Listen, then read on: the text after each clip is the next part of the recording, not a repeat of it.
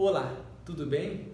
Hoje vamos falar sobre o assunto balanço patrimonial, mais precisamente relacionada a resolver as questões do CFC, Conselho Federal de Contabilidade. Certo?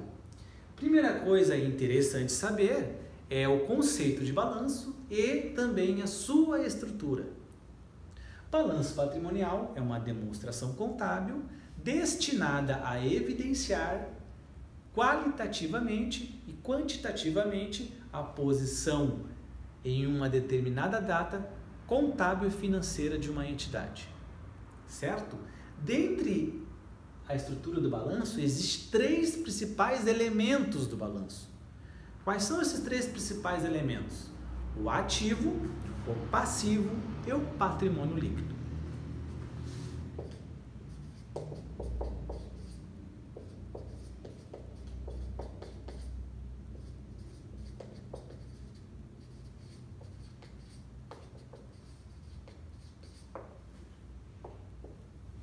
Vamos ser mais objetivo para o nosso assunto e definir esses 3 elementos. Ativo é os bens e direitos da entidade. Já o passivo são as obrigações da entidade, tudo que a entidade tem a pagar. O patrimônio líquido é a diferença entre o ativo e o passivo que resulta no resultado da empresa, ou seja, o capital próprio, condicionado aos sócios. Certo? Interessante saber até aqui então o conceito de balanço e os seus 3 principais elementos. O que mais nos detém para ter atenção para resolver as questões? São as contas relacionadas dentro desses elementos. Dentro desses elementos, eles têm grupos e subgrupos e, por si, as contas analíticas. Certo? Dentro do ativo e dentro do passivo, existem 2 grandes grupos. Quais são eles? O circulante e o não circulante. O que é circulante e não circulante? Que 2 grandes grupos se definem assim? Circulante se define para todos os ativos e passivos que vão se realizar nos 12 meses ou no ciclo operacional da empresa. O que é realizar? Realizar se detém de que ativos e passivos vão aumentar ou diminuir no decorrer desse ciclo operacional. Isso é muito interessante saber. Por lógica, o ativo não circulante e o passivo não circulante são ativos e passivos que vão se realizar após o ciclo operacional dos 12 meses, porque se define como longo prazo. Certo? O patrimônio líquido não contém grandes grupos, somente subgrupos. Quais são eles? O capital social, reservas de capital, ajuste de avaliação patrimonial, reserva de lucros, resultado acumulado. Ou seja, dentro desses subgrupos, somente contém as reservas da empresa, seu capital. É interessante também definir e ter atenção no patrimônio líquido nessas subcontas. Correto? Bom, quais são as contas que mais caem e que fique uma atenção especial? Dentro do patrimônio líquido, dentro do ativo, existem contas que se chamam redutoras. O que são contas redutoras? São contas que diminuem a estrutura dentro desses 2 elementos. Tá?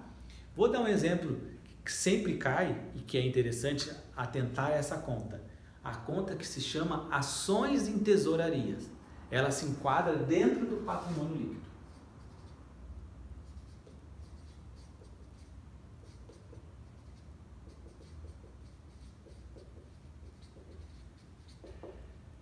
Ou seja, é uma conta, como falei, redutora,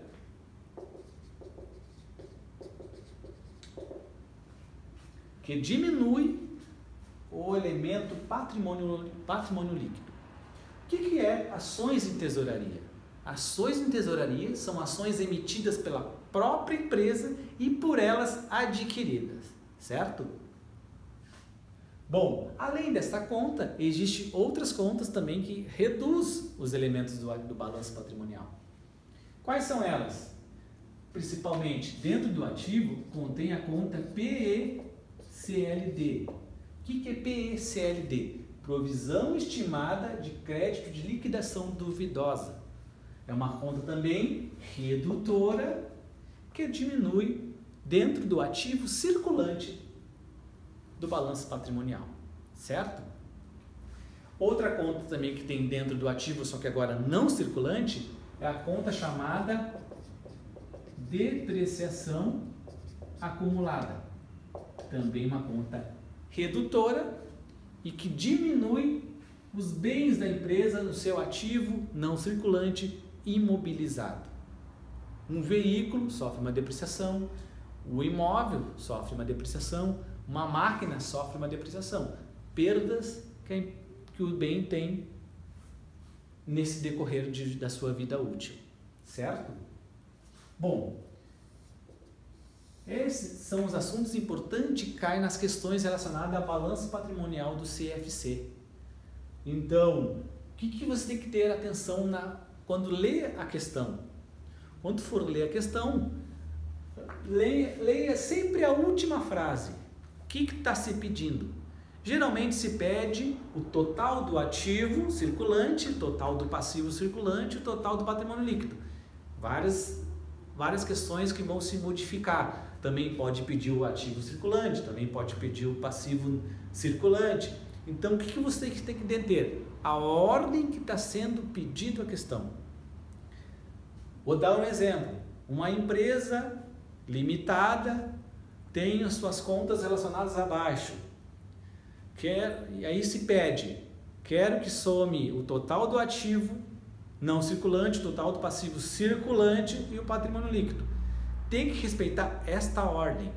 Vai existir alternativas que as ordens estão desenquadradas, ou seja, fora de ordem.